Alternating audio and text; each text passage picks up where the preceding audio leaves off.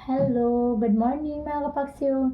Nakakita na po ba kayong kalabasang oblong? Ayan oh, cute. Sobrang labo. Oh, sobrang katas niya.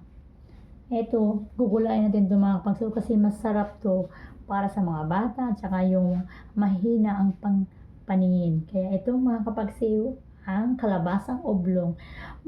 Alam niyo mga kapaksiw, ang dami na ngayon mga gulay na hindi natin mga ano no, masyadong ano, kasi ang kalabasa ang alam ko is bilog.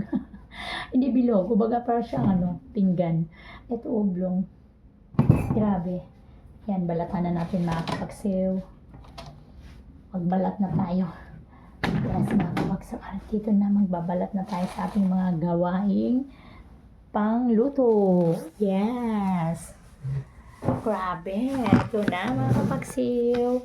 Heto na naman si Ate Bebet. Mag-start na naman ang kanyang mga gagawin. Ayan. Kasi yung aking camera, nagpangit kasi yung aking ilaw. Ang ilaw ko ay nag against the light. Yes, yan. No? Diyos ko.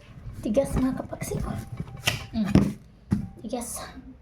Pero ang ganda. Oh. Sobrang ganda.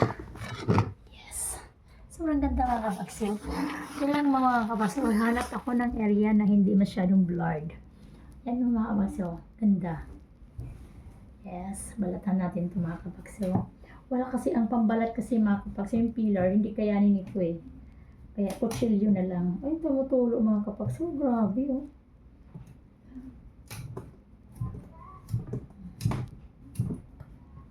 Ano natin to gagataan naman.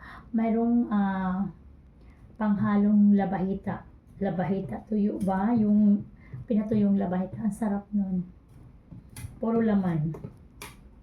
Yan mga kapagsiw, tumutulo mga kapagsiw, natulo. Yes. Hi mga kapagsiw, thank you very much for watching.